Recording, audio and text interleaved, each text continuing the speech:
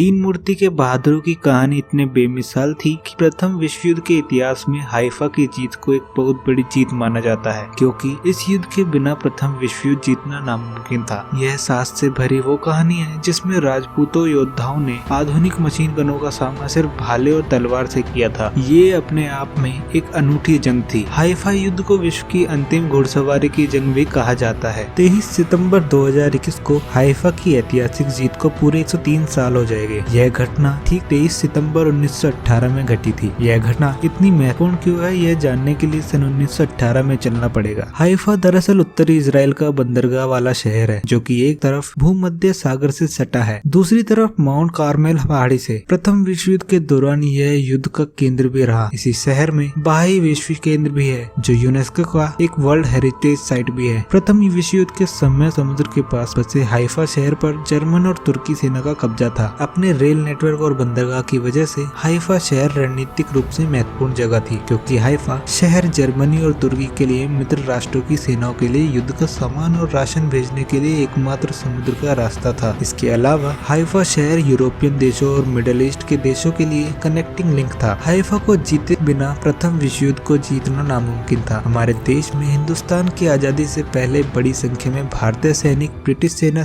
में काम करते थे। प्रथम विश्व युद्ध के समय हाइफा को तुर्की सेना से मुकराने की जिम्मेदारी ब्रिटिश सेना की थी। इस जंग को अंजाम देना और दुश्मन से जीतना बिल्कुल असंभव था, क्योंकि दुश्मन सेना ज्यादा ताकतवर थी और एक तरफ किशन नदी की थी तो दूसरी तरफ माउंट कार्मेल की ऊंची पहाड़ी और बीच में था संकरा रास्ता, जिसे मिलिट्री भाषा में डिफाइल भी कहते हैं। किसी भी तरह का हमला इसी तरह से ही संभव था, लेकिन यहाँ से हमला करने पर सैनिकों को दुश्मन सेना के द्वारा आसानी से निशाना बनाया जा सकता था। हाइफा में तुर्की, ऑस्ट्रिया और जर्मनी की संयुक्त सेना यानी ओटोमन आर्मी की चौकियां थी। ओटोमन आर्मी के पास बंदूक, तोगोला, बारूद जैसी किसी भी चीज की कमी नहीं थी। ब्रिटिश सेना के लिए जंग करना अपने पैर पर कुल्हाड़ी मारने जैसा था। 21 और 22 सितंबर की आधी रात को 18th किंग जॉर्ज, जो कि एक ब्रिटिश आर्मी के रेजिमेंट थी, इस रेजिमेंट के लांसर शहर के पश्चिम में स्थित एक सड़क से हाइफा पर कब्जा करने के लिए आगे बढ़ रहे थे। तभी अचानक से उन पर हाइफा की ओटोमन बटालियन, जर्मनी और तुर्की की संयुक्त सेना ने तोपों से हमला कर दिया। ओटोमन सेना ने भारी गोलीबारी कर ब्रिटिश सेना के हमले को नाकाम कर दिया। ब्रिटिश सेना के अधिकारियों को उस समय निर्भीक सैनिकों की जरूरत थी। जब उन्होंने भारत की 3 रियासतों मैसूर, जोधपुर और हैदराबाद में मदद की अपील, रियासतों ने इस अपील को स्वीकार किया और अपने सैनिक जंग के लिए भेज दिए। हैदराबाद रियासत के सैनिक मुस्लिम थे, तो उन्हें अंग्रेजों द्वारा तुर्की के खिलाफ न लड़ाकर सैनिकों को युद्ध बंदियों के प्रबंधन और देखरेख का काम सौंप दिया। मैसूर और जोधपुर की घुड़सवार सैनिकों की टुकड़ियों को मिलाकर एक विशेष इकाई बनाई गई। मेजर दलपत सिंह को जोधपुर लांसर्स का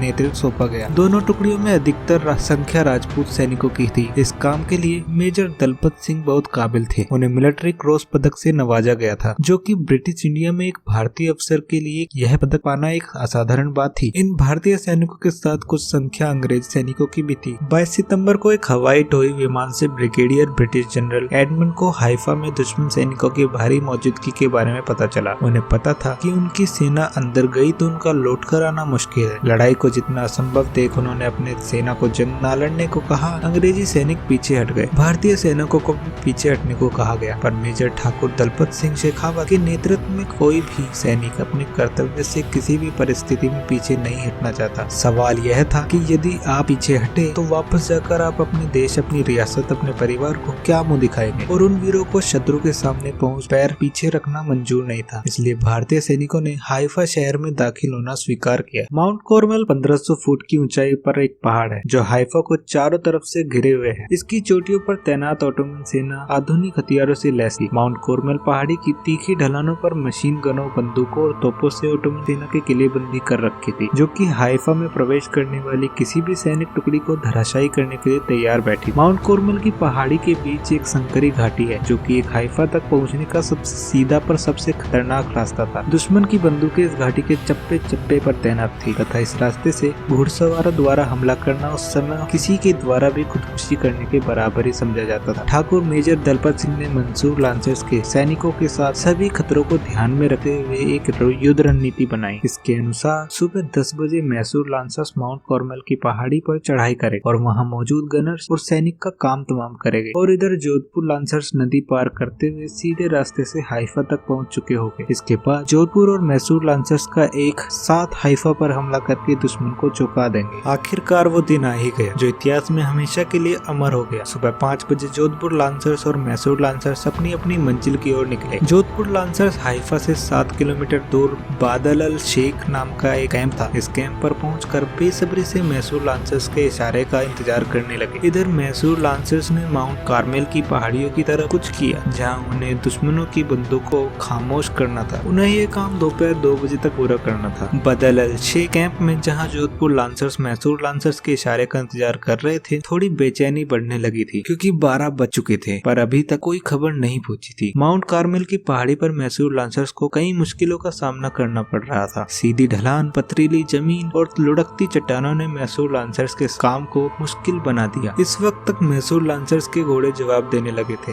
बादल अल शेख कैंप में अब चिंता बढ़ने लगी। ब्रिगेड कमांडर ने तय किया कि वह 2 बजे के बाद इंतजार बिल्कुल नहीं करेंगे। अगर मैसूर लांसर्स माउंट कार्मेल पर दुश्मन की गन पोजीशन को तय वक्त पर खत्म नहीं कर पाए तो मिशन नाकाम हो जाएगा। आखिरकार कुछ समय बाद मैसूर लांसर्स की ओर से जोधपुर लांसर्स को संदेश मिल ही गया और संदेश मिलते ही मेजर दलपत सिंह अपने सैनिकों के साथ युद्ध भूमि में जाने के लिए तैयार हो गए। मेजर दलपत सिंह हाइफा की तरफ निकले और किशोन नदी के पास से जंगल वाले इलाके की ओर तेजी से आगे बढ़ने लगे जो कि सीधे हाइफा तक जाता था। मेजर दलपत सिंह की योजना किशोन नदी के हाइफा पर कब्जा करने की थी। हर एक पल खतरे से भरा हुआ था। मैसूर लांसर्स ने माउंट कार्मेल पर चढ़ाई करके अधिकतर गन पोजीशन को खत्म कर दिया था और दुश्मन के साथ बहुत से सैनिकों की मौत के घाट उतार दिया था। पर दुश्मन सेना को हाइफा की ओर जाने वाले इस दर्रे की अहमियत पता थी, इसलिए इस रास्ते को उन्होंने बहुत अच्छे से कवर किया था। इसी वजह से ओटोमन सेना ने पहाड़ियों के बीच छुपी हुई गन पोजीशन भी बना रखी थी जो कि अभी तक मैसूर लांसर्स की नजरों में नहीं आ पाई और ये छुपी हुई दुश्मन की गन पोजीशन मैसूर लांसर्स खत्म नहीं कर पाए थे और इन गन पोजीशन के होते हुए जोधपुर लांसर्स नदी को कभी जिंदा पार नहीं कर पाते। अचानक किशोर नदी के पास खड़े जोधपुर लांसर्स पर गोलियां चलने लगी। दुश्मन लगातार जोधपुर लांसर्स पर गोलियां बरसा रहे थे। नदी के रास्ते से आगे बढ़ना अब नामुमकिन था। मेजर दलपत सिंह ने अपने सिपाहियों को नदी से बाहर निकालने का आदेश दिया पर ठीक उसी समय मशीन गन की गोली मेजर दलपत सिंह को लग गई और वे वहीं शहीद हो गए। दलपत सिंह के शहीद होने के बाद घुड़सवार सेना में जबरदस्त आक्रोश पैदा हो गया। अब सैनिकों का नेतृत्व अमान सिंह जोधा ने संभाला। इसी बीच मैसूर लांसर्स की एक स्क्वाड्रन शेरवुड रेंजर्स ने दक्षिण की ओर माउंट कार्मेल पर चढ़ाई करके कार्मेल की ढलान पर 2 नौसैनिक तोपों पर कब्जा कर लिया। भारतीय सैनिक घोड़े पर सवार थे। उनके पास लड़ने के लिए केवल भाले और तलवारें थी। अंग्रेज सरकार ने पैदल चलने वाले सैनिकों को कुछ बंदूकें भी थमा दी थी। आज अगर हम उस लड़ाई के मंजर की कल्पना करें तो भी यह प्रतीत होता है कि उस लड़ाई में मौत तो तय थी, परंतु उस दिन शायद इतिहास में एक शौर्य गाथा लिखी जानी थी। उस दिन दुनिया को राजपूत योद्धाओं का वह साहस देखना था जो इतिहास में उसके बाद कभी भी दोहराया नहीं गया। 2 घुड़सवार नदी की जमीन दलदली होने की वजह से उसमें डूबकर शहीद हो गए। इसके बाद जोधपुर लांसर्स का नेतृत्व कर रहे अमान सिंह जोधा ने सेना का रुख माउंट कार्मेल पहाड़ी की तरफ मोड़ दिया, जिससे वह अब खाना और मशीन गन के सीधे निशाने पर आ गए। अमान सिंह जोधा द्वारा अचानक सेना के साथ कार्मेल पहाड़ी पर चढ़ाई करने से तुर्की की सेना संभल नहीं पाई। अब मैसूर लांसर्स और जोधपुर लांसर्स दोनों एक साथ कार्मेल की पहाड़ियों पर दुश्मन पर काल बनकर टूट पड़े और कार्मेल पहाड़ पर बचे दुश्मनों और गन पोजीशन को तहस नहस कर दिया। इसके बाद भारतीय सैनिक हाइफा शहर पर धावा बोलने के लिए आगे बढ़े। हाइफा शहर की रक्षा के लिए अधिकतर तुर्की के ही सैनिक तैनात थे। जोधपुर लांसर्स और मैसूर लांसर्स ने अपने मेजर दलपत सिंह और 7 अन्य सैनिकों की वीरगति का बदला लेने और हाइफा को तुर्की के कब्जे से छुड़ाने के लिए अभियान शुरू किया और तुर्की के सैनिकों पर अपने भाले और तलवारों से हमला बोल दिया। इससे पहले कि हाइफा में तैनात तुर्की के सैनिक इस अचानक हुए हमले से सावधान हो पाते, भारतीय सैनिकों ने अंग्रेजों द्वारा दी गई